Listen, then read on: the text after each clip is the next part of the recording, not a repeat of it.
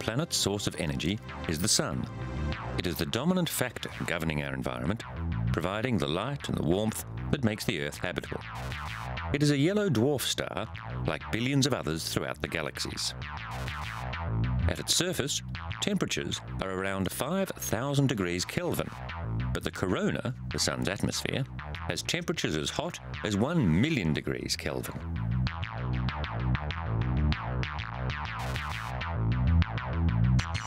Our sun is a moderately sized star that fuses hydrogen atoms into helium, releasing huge amounts of energy in the process. But this only became clear during the 20th century. For most of human history, the sun has been a mystery, even worshipped as a god. Stonehenge, perhaps the world's most famous prehistoric monument, is aligned so that on midsummer's morning, the sun rises directly over the heel stone and the first rays shine into the centre of the stone circle. Whoever built Stonehenge had no written language, but they had precise knowledge of the path of the sun. The ancient Egyptians worshipped the sun as Ra, the sun god, and the Mayans offered human sacrifices to the sun, while the ancient Aztecs used it as a basis for an accurate calendar. And until the 16th century, it was thought that the sun orbited the Earth. The Earth is an ideal distance from the sun. Our planet enjoys a temperature range that allows water to exist as ice, as water, and as water vapour. This is fundamental to the existence of all life. Warmth from the sun drives weather patterns, the winds, and ocean currents. To learn about our nearest star, scientists use instruments like this one at the Kitt Peak Observatory in Arizona. It is the largest solar telescope in the world. A 2-metre mirror tracks the sun, sending a beam down a shaft extending 100 metres below ground.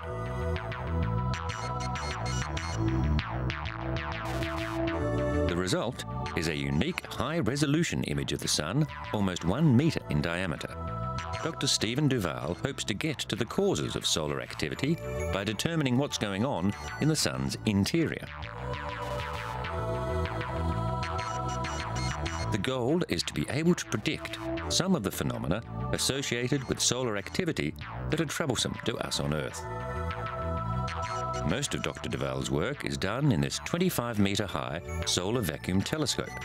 Again, mirrors are used to reflect an image of the sun down into the instrument's control room. Here, a daily map of magnetic phenomena on the sun's surface is produced. Nearly all forms of solar activity, from sunspots to solar flares, create magnetic fields. If these disturbances are strong enough, communications on Earth can be disrupted.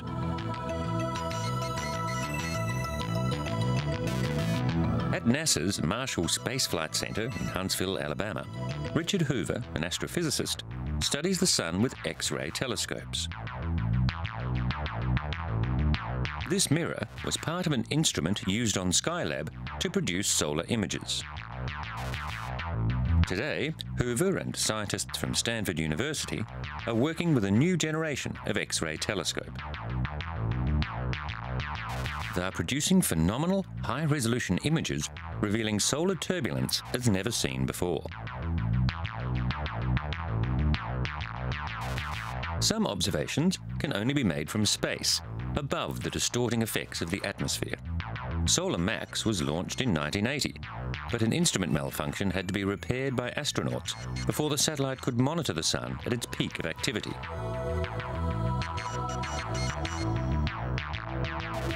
When the Space Shuttle lifted off in October 1990, it carried a European satellite called Ulysses, designed to go into polar orbit around the Sun. This gives it a view of the Sun's polar regions, something we cannot see from the Earth. Ulysses' elliptical orbit takes it close to the Sun every 6.2 years. It is just starting its third orbit at a quiet time. The Sun goes through an 11-year activity cycle, and on Ulysses' next pass, it will see our star at a time of maximum activity, with violent solar storms and giant flares. Coronal mass ejections blast huge amounts of charged particles across space, carrying shifting electric and magnetic fields. Because the Sun rotates and the material at the equator spins at a faster rate than material near the poles, the Sun's electrical and magnetic fields near the equator become tangled and complex. Additional complexities originate in the corona. Here the solar wind springs into being and blows outward in all directions. In 1973, Skylab, with an array of solar observational instruments, made it possible to see the Sun across its full spectrum. Skylab made an important discovery about the corona and the solar wind. There are huge rips in the corona called coronal holes. These dark patches are areas where vast clouds of solar wind particles have escaped. The particles move at many different speeds, so that the higher energy particles bunch up behind the slower ones. This congestion snarls the magnetic field lines around the Sun's equator into a convoluted tangle that constantly twists and knots and becomes ever harder to understand. Ulysses physicists are also studying particles that originate during solar flares. Solar flares are the most catastrophic and energetic events on the Sun. The particles they yield have extremely high energy. These high-energy particles explode outwards, leaping from one magnetic field line to another to complicate matters around the Sun's equator even more. At the poles, there is less turmoil, and Ulysses is providing the first ever map of the heliosphere from the equator to the poles.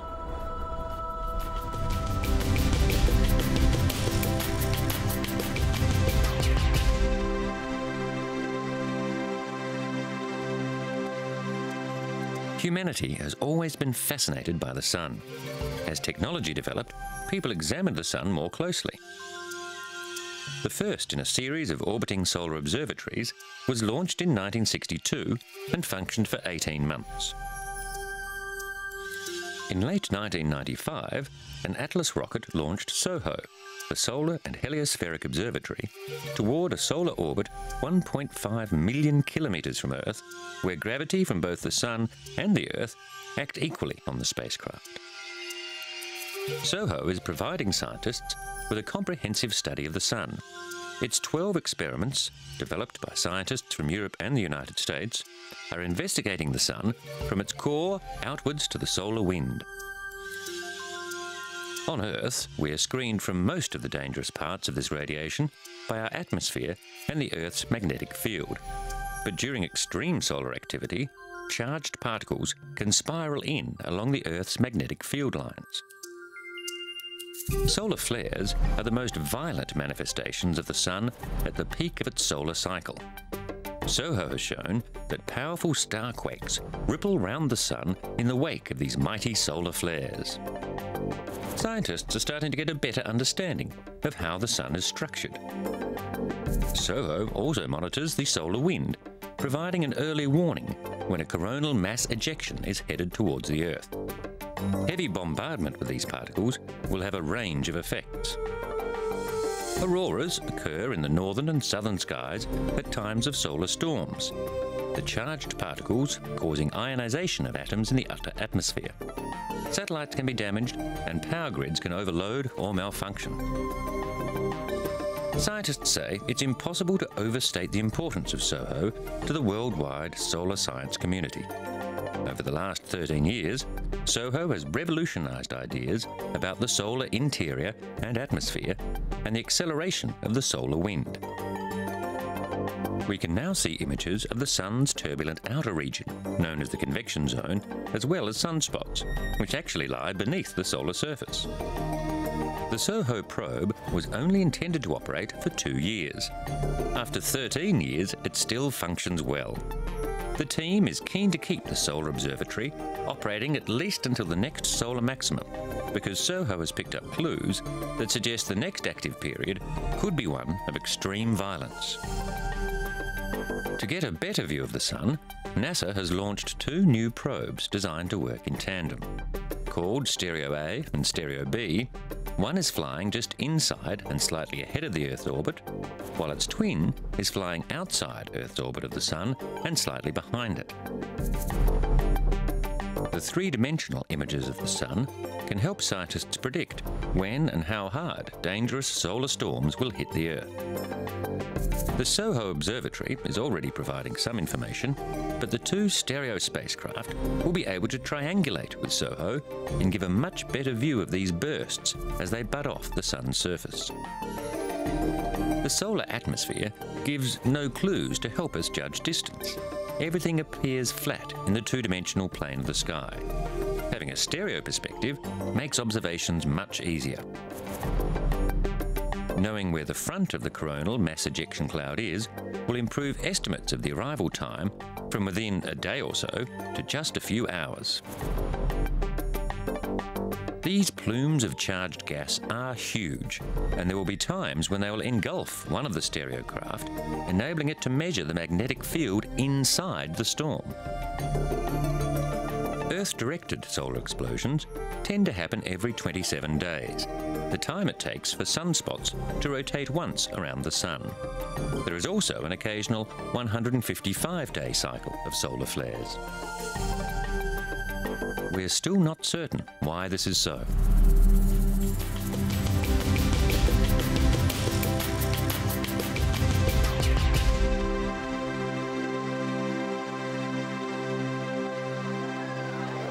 An annular eclipse of the Sun was visible on October 3, 2005 in parts of Europe, Africa, West Asia and India, with the width of its path reaching about 200 kilometres. The eclipse started in the Atlantic Ocean and ended in the Indian Ocean, with the maximum eclipse lasting about 4 minutes and 30 seconds. A partial eclipse was visible from an even larger number of countries. Skywatchers in Paris gathered at the city's observatory to catch a glimpse of the eclipse. Wearing protective glasses, the crowd looked at the Sun briefly turning into a crescent. A variety of makeshift modifications were available. Using heavy filtration material, telescopes and glasses were adapted so that people could view the phenomenon without damaging their eyes. It is one of nature's coincidences that the much smaller Moon, viewed from the Earth, appears as almost exactly the same size as the huge but much more distant Sun. Hence, when the Moon is exactly aligned between the Earth and the Sun, we have an eclipse. At the United Nations headquarters in Geneva, an overcast sky made it easier to capture these images of the partially eclipsed Sun.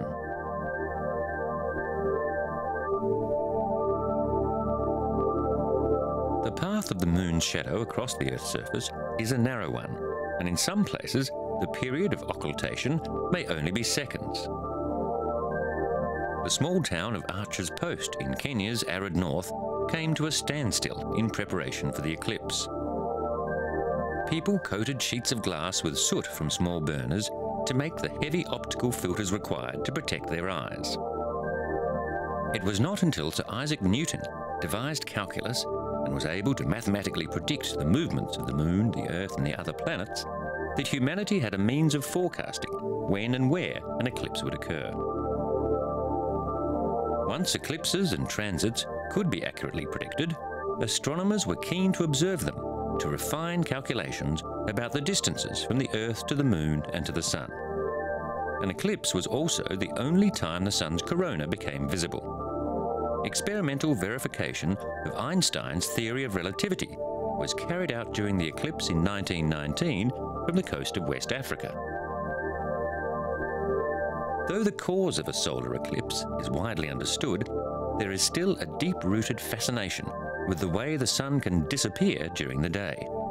Eclipse watchers travel the world to view the events that are usually only visible from remote locations.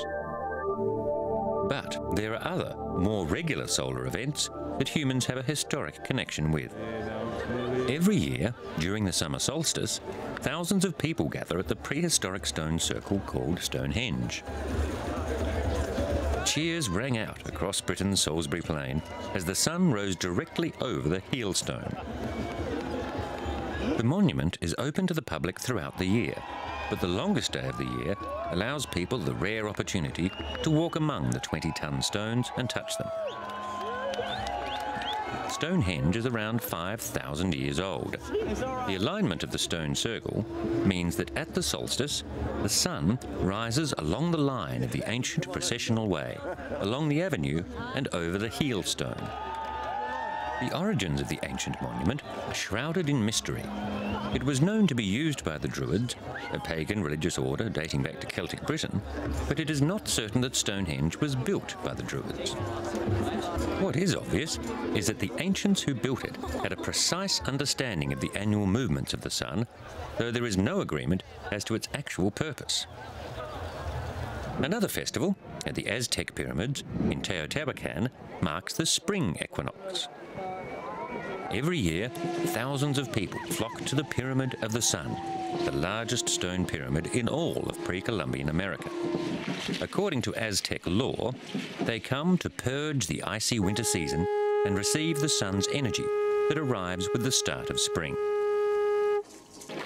Many Mexicans are intensely aware of their links with traditional Aztec society. They see it as the cornerstone of Mexican culture and something that should be passed on to the next generation. It is customary for people to raise their hands to catch the sun's warmth.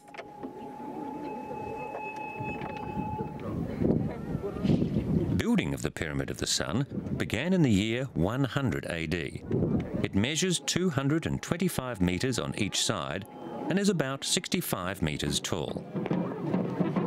Participants climb up and down the 264 steps of the Aztec monument. People queue for a shaman to conduct a spiritual cleansing with leaves from Mexico's perul tree. The Aztecs had an accurate solar calendar. The 365-day year was divided into 18 months of 20 days, plus 5 extra unlucky days.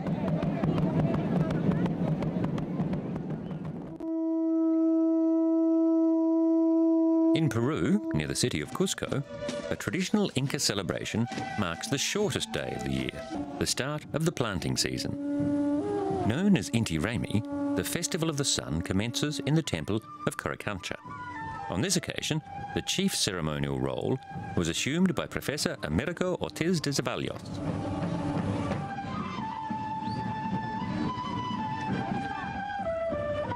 The festival has its roots in an ancient Inca ceremony which honoured the sun god, Viracocha. The Inti Raymi symbolises the union between the sun and the human beings. The festival was the most important of the Tuayan Suya Empire, which based its religion around the sun. According to the Pacha Unachak, the calendar used by the Incas, June 24th was the winter solstice and the Inca New Year.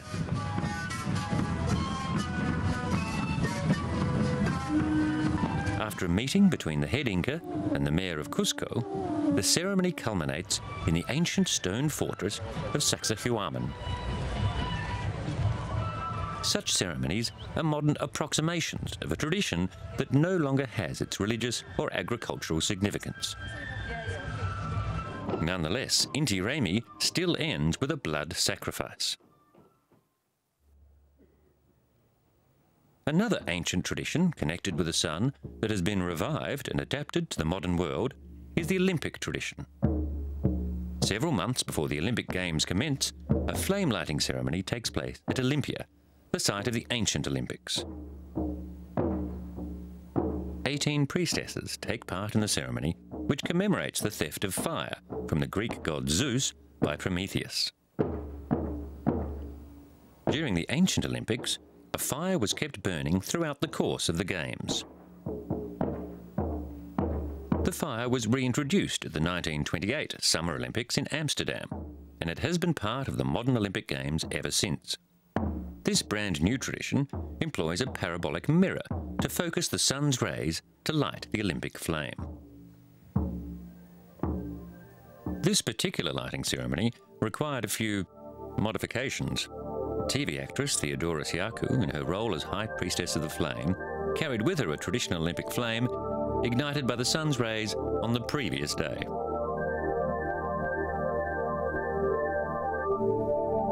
The torch relay of modern times, which transports the flame from Greece to the various designated sites of the Games, had no ancient precedent and was introduced by Karl Diem at the controversial Berlin Olympics in 1936.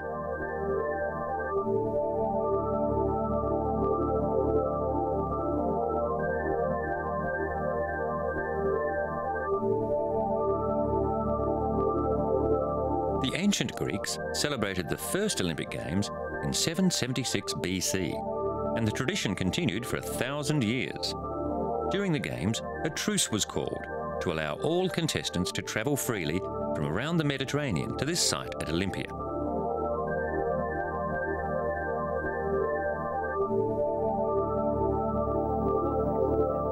Though Theodora called on Apollo, god of the sun and light, to send down his rays, a cloud, courtesy of Erebus, the god of shadows, messed things up.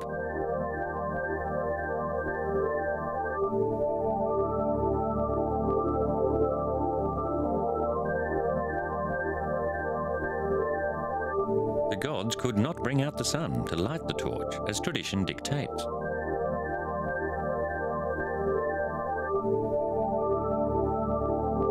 But long experience meant that the high priestesses had seen this type of thing before, which is why they had a pre-lit flame with them.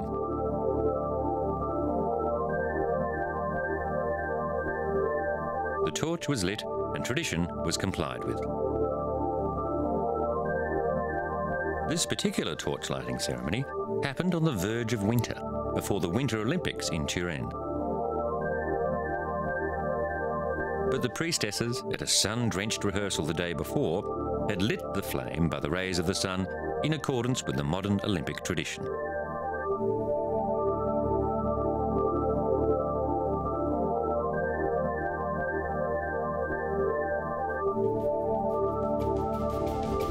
The sacred flame of friendship was ready to go.